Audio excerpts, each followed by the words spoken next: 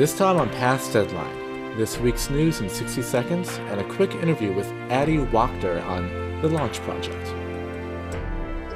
I'm your host, the other Ben Jodway, and this is Past Deadline, your behind-the-scenes look at Central Michigan life. Here's this week's news in 60 seconds. Mount Pleasant's Vice Mayor Amy Perschbacher drew controversy after she posted an image of the thin blue line flag peeling back to reveal a black swastika. At a city commission meeting after, she drew criticism from citizens, with one calling for her removal and some backing her up, claiming it was free speech. The Miami Dolphins picked up CMU's offensive coordinator Charlie Frye earlier this week, assigning him to quarterback coach.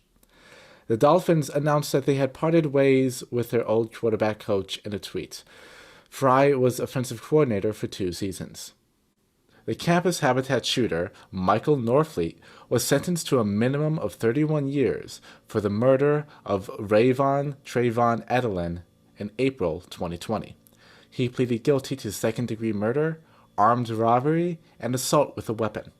2 other men charged in Edelin's death, Anthony Smiles and Jesse Hilton, will appear in court for preliminary exam on February 8th. Read all these stories and more at cm-life.com. That was this week's news in 60 seconds. Up next, we talk to Addy Wachter about the Launch Project.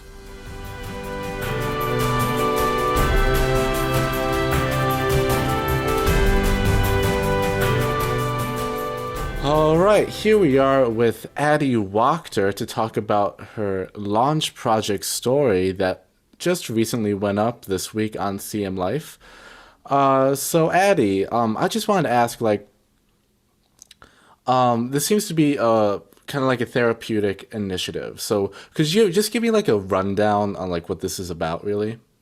Yeah, so the people I interviewed, they kind of described it as like a mental health service for all students on campus. And it's kind of like an alternative to counseling, because I know some people aren't really comfortable with that. So this is another way to kind of get some help with their mental issues, I guess. And it's not just about mental health stuff. It's about some of the sessions are about, I think one's about boundaries, one's about relationships, and just how to deal with that in this time period of college, basically. And, and just how to say no, for example, in a situation that might make you feel uncomfortable, or, stuff like that. So it's just kind of a good tool.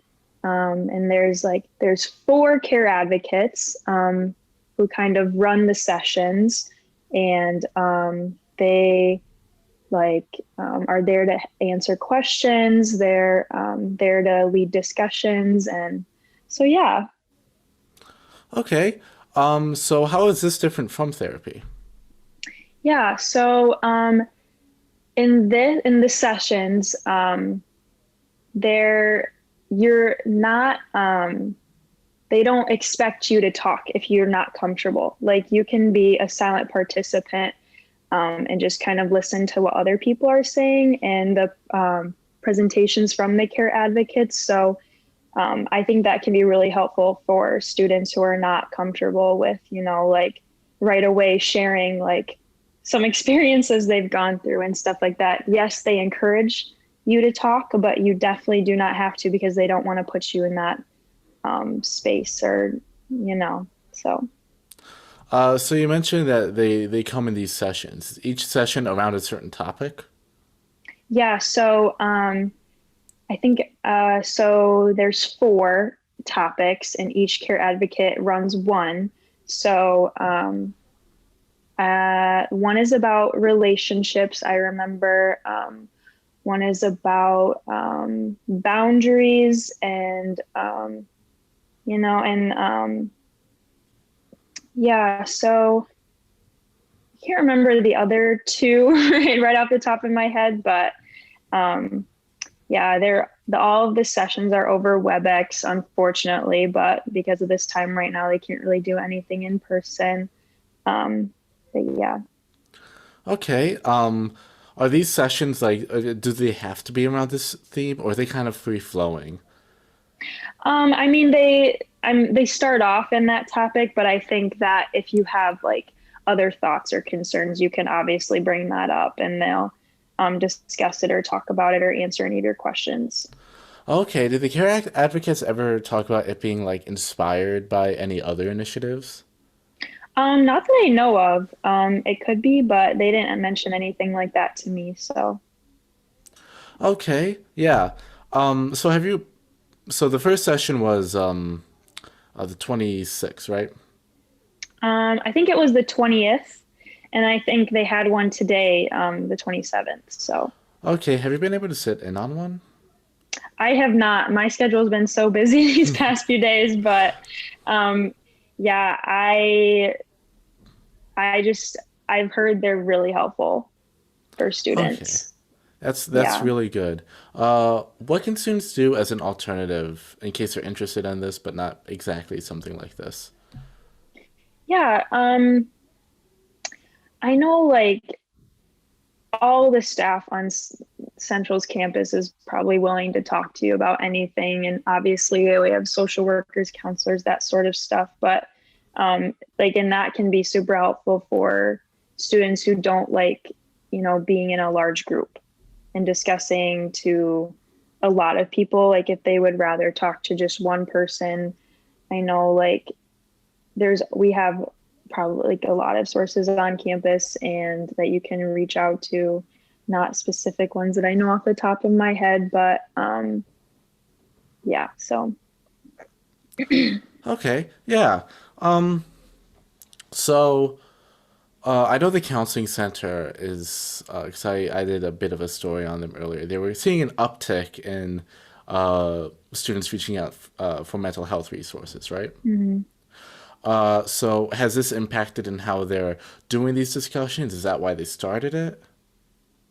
um I they didn't tell me about that. I mean, I could guess that. I mean, mental health issues right now, I would like, in my opinion, they are increasing because of all this isolation and everything, is like, especially with the pandemic and everything, like, and this transition to into college is really weird for new students.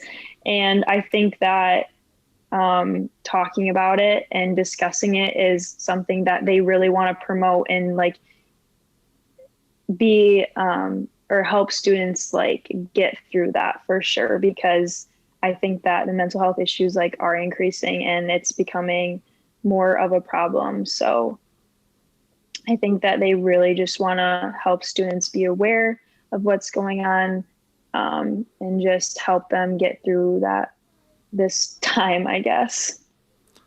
Yeah, for sure. Are they thinking about because you say in your story that there were four planned sessions. Are they Right. thinking about increasing that later on? I think it's per semester, Okay. because I know that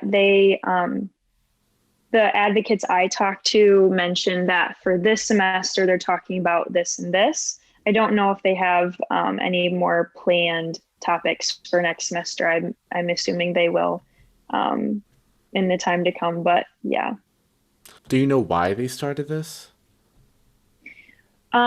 I think it was just kind of because I think it started before this semester, if I'm remembering correctly. But they wanted to provide another outlet for students to discuss like what's going on, and help them in this transition into college. And they wanted to provide a source for all students, not just some living on campus. They wanted to provide that outlet for people who are living at home right now, because what if they don't have that resource to talk about, like they don't have that person to go talk to, they don't have time or money to go talk to a therapist, counselor, social worker, anything like that. So this is a way it's free, it's available virtually, so anyone can attend. And so yeah, I think that was their main goal, is just to be a resource for students that need it. Okay, anything else you want to tell any listener out there? I think we covered the most important parts. So All right. I know I just feel like do not be afraid to reach out with a problem that you have or any concerns you have about your mental health or just any problem you have, because it's a big thing and it's hard to go through. So just don't be afraid. And I know it's really scary sometimes to talk about your feelings and everything, but I think this could be definitely a good resource. Awesome. Well, I think that's it. Thank you so much, Addy, Yeah. for sitting here and talking to me about this. Um, you can read about her story on www.cm-life.com. And thank you for listening.